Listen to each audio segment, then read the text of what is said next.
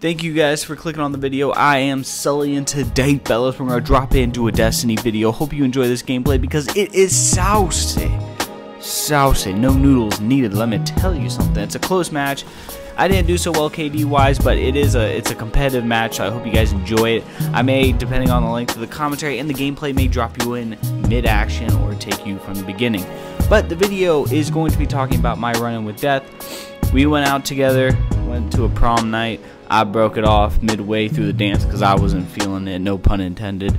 But I wanted to talk to you guys just about my experience because I ran into an article about this girl in Oregon who's choosing to end her life November 1st. And believe it or not, I do support that. I've heard the arguments for, I don't know. I relate, having gone through an experience where each day is a miracle and you don't know which day is your last. I can appreciate having that control over your life. Now, me personally, I wouldn't have the cojones to actually tell the doctor to inject me or however they do it, and knowing that that is your last breath when I could take more.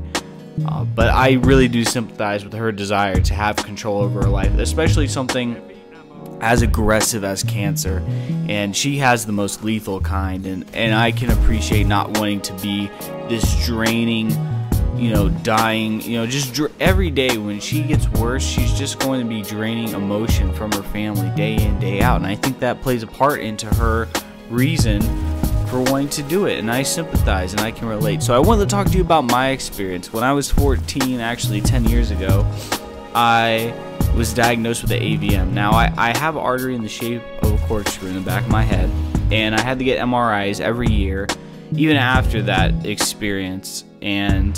But my dad he was offered this teaching job, and he wanted to do it, and so everyone had to get checkups, and this is how it came about.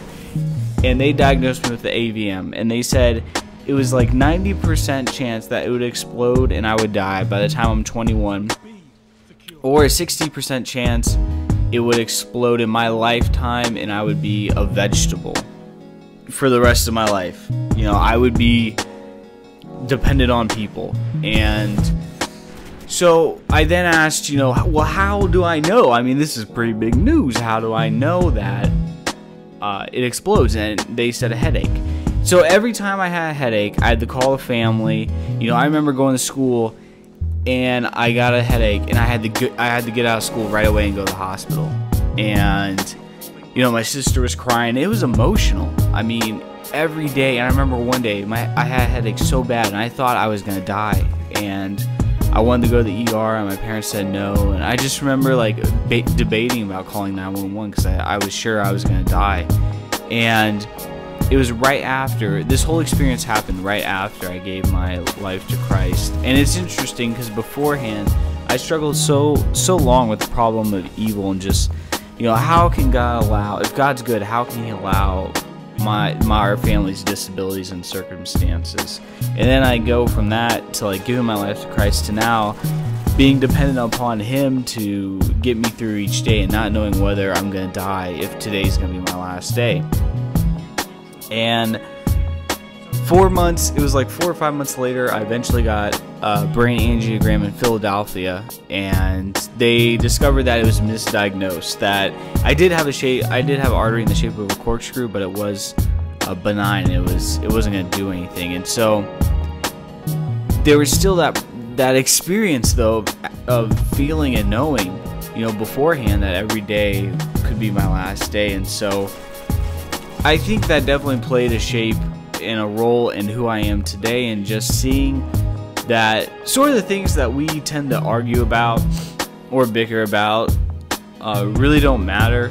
And I don't know if that's helped me gain a better perception of life, and just the amount of we put so much effort, me included, I still do to this day. I put so much effort into energy into things that just really could be used elsewhere. And I think the experience showed me that life is very fragile, and there are times where we don't even count being alive as a blessing. We just think that we have to go make such and such money to get such and such material items, and then that's our life, and we live it, and we don't even think that having air in our lungs is a gift. It's almost like waking up and we assume we're gonna wake up, we assume we're gonna do this, that, and a third, and you know, I think we take life for granted, and I think that's one thing I need to relearn, is to treat people better, because the smallest moment in life can make or break someone.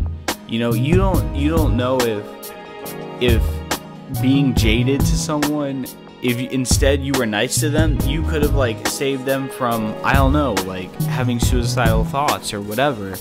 And I think that's what my biggest flaw is, looking back on like my run-in with death and 10 years later, is I'm trying to become more humble to people's problems. And some of you may think that's a shocker, but when I am not on YouTube, you know, I am a very sarcastic, witty guy, and you know, I don't know, I over time I sort of became jaded, and I need to humble myself and first think, you know, that Christ loved me.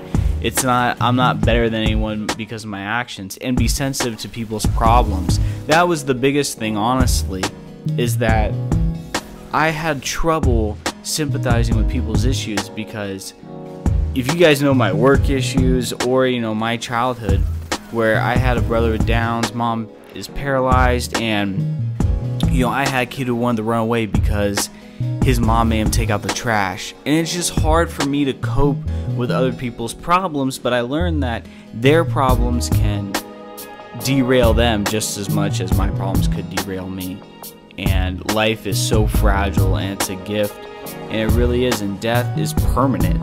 That's the scary part. I think for me, that's why, even though this girl wants to end her life, I think for me, that's why I couldn't do it. But again, when even worse for her is she knows that she's going to die. Looking back on my situation, you know, I thought I was going to die, but I ended up, it wasn't a possibility, but she is. And I relate so much to her wanting to have control, because when you have cancer, you don't have control. You're dependent upon the treatment, the doctors, people driving you, people, especially when your body deteriorates, you're dependent on so many people that you feel like you don't contribute anything.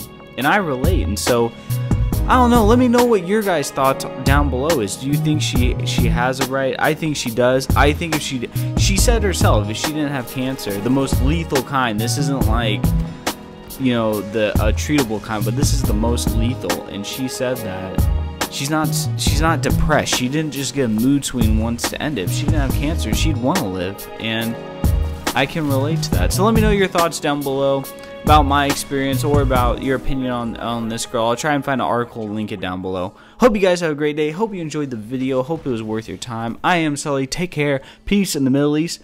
And don't forget, I'm from Southeast. Have a great day.